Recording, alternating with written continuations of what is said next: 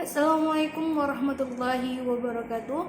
Bismillahirrahmanirrahim. Alhamdulillahirrabbilalamin. Wabihi nasta'in wala umur dunia wa din. Wassalatu wassalamu ala asrafil anbiya wal mursalin Sayyidina wa maulana Muhammadin wa ala alihi wa sahbihi ajmain, amma ba'd.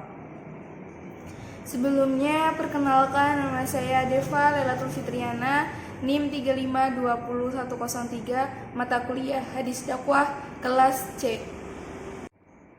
Di sini saya akan menjelaskan sedikit mengenai teladan Rasulullah, planning dan tadarruj.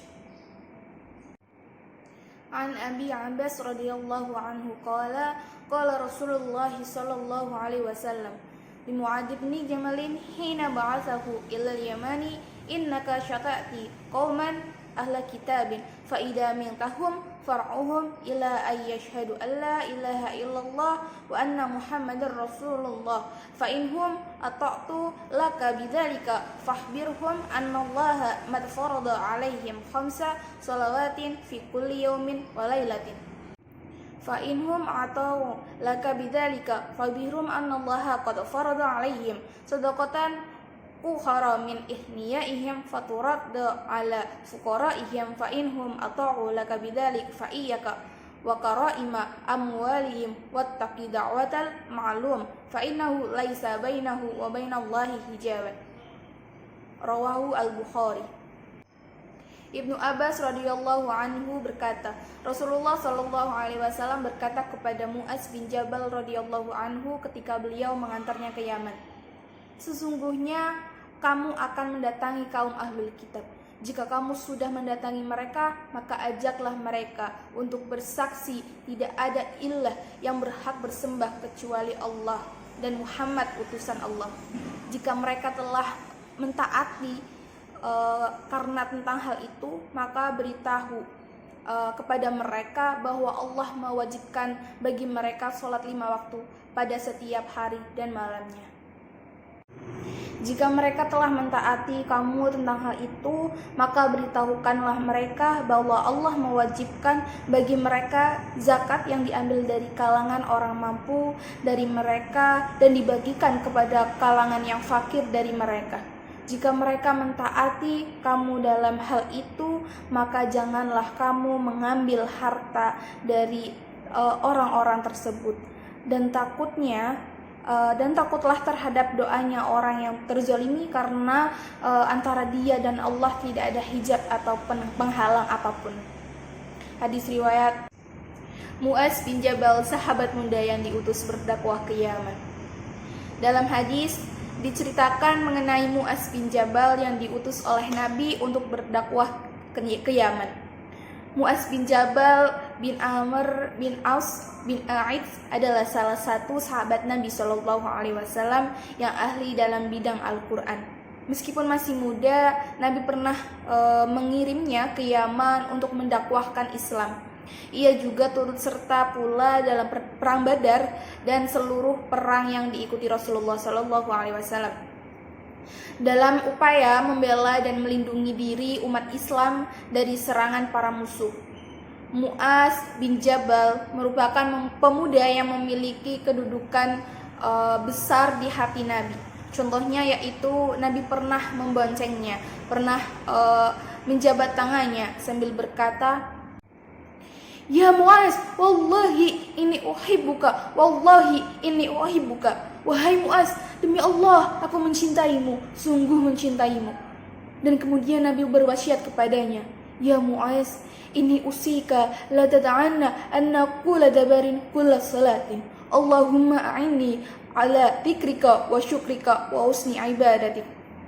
Hai Mu'adz, aku ingin memberi wasiat kepadamu. Jangan sampai kamu lupa membaca ini setelah sholat. Baca Allahumma a'inni ala dzikrika wa syukrika wa husni ibadatik. Hadis riwayat Abu Dawud dan Al-Nasa'i. Walaupun usia Mu'adz masih sangat muda, ia memiliki wawasan keislaman yang luas. Buktinya, Nabi menyuruhnya untuk berdakwah ke Yaman setelah perang Tabuk. Nabi mengantar Mu'adz berada di tunggangan. Sejak Nabi hijrah ke Madinah, Mu'adz terus berguru kepada Nabi, atau nama lainnya yaitu mulazamah. Ia belajar Al-Quran dan ilmu-ilmu syariat langsung dari sumbernya, hingga ia menjadi seorang yang paling fasih bacaan Al-Qurannya di antara para sahabat, dan termasuk yang paling berilmu tentang hukum-hukum agama. Mu'az merupakan salah satu dari 6 penghafal Al-Quran terbaik di zaman Nabi SAW. Ketika Nabi mengutus Mu'az ke Yaman, Rasulullah SAW mengantar dan memberi wasiat kepada Mu'az. Mu'az berada di tunggangannya dan Rasul berjalan. Saat hendak berpisah, beliau bersabda, "Ya Mu'az, innaka asa illa talqani ba'da 'ami hada wa li'allaka tamrin bi masjidi hada wa kubri." Yang artinya apa? Hai Mu'az, bisa jadi kau tak akan berjumpa lagi denganku selepas tahun ini. Engkau lewat di masjidku dan disinilah kuburku. Kemudian Nabi berbalik ke arah Madinah dan bersabda, "Inna awlan nasi bil muttaqun man kanu wa haitsu kanu." Sesungguhnya orang-orang yang paling utama di sisiku adalah orang yang bertakwa, siapapun dan dimanapun mereka. Hadis riwayat Ahmad. Kemudian ketika Mu'az masih di Yaman, Rasulullah wafat pada tahun 11 Hijriah.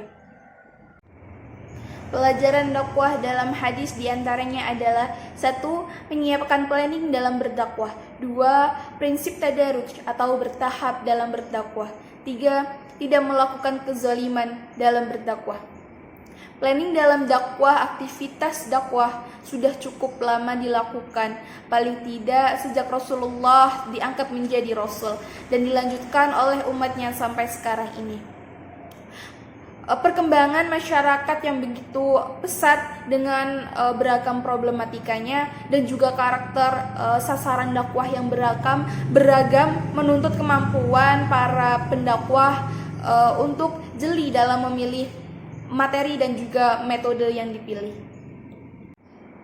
Sebelum melakukan planning dakwah, ada beberapa aspek yang harus diperhatikan, yaitu 1. Hasil dakwah yang dicapai, 2. Dai atau para juru dakwah yang akan menjalankan, 3. Skala prioritas, 4. Metode, 5. Materi atau kurikulum dakwah.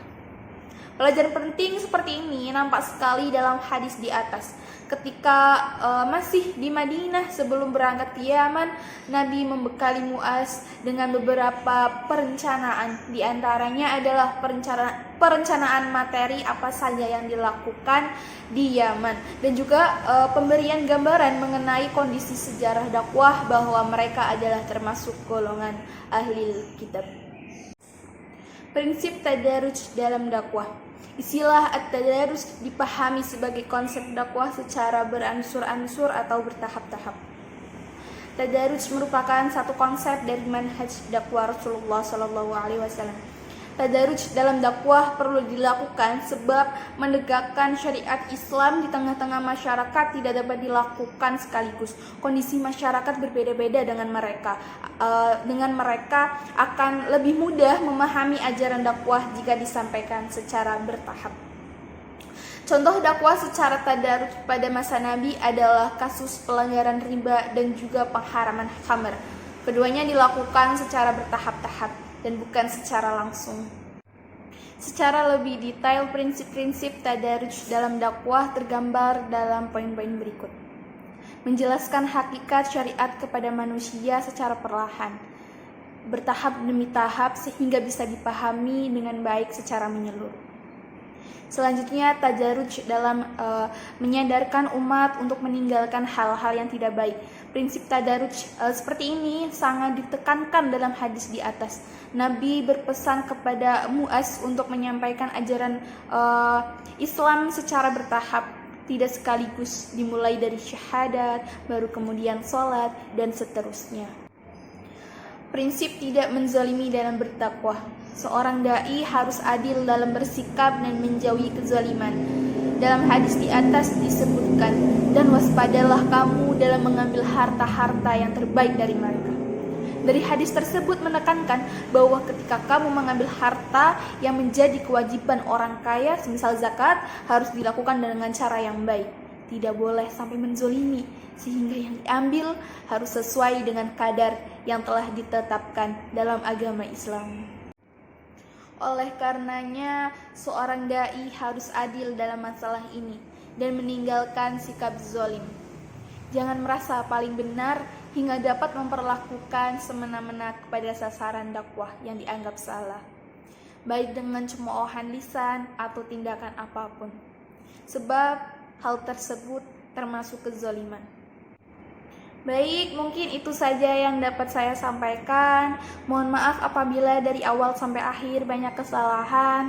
Semoga apa yang telah saya sampaikan dapat memberi pelajaran kepada kita. Akhiron, wassalamualaikum warahmatullahi wabarakatuh.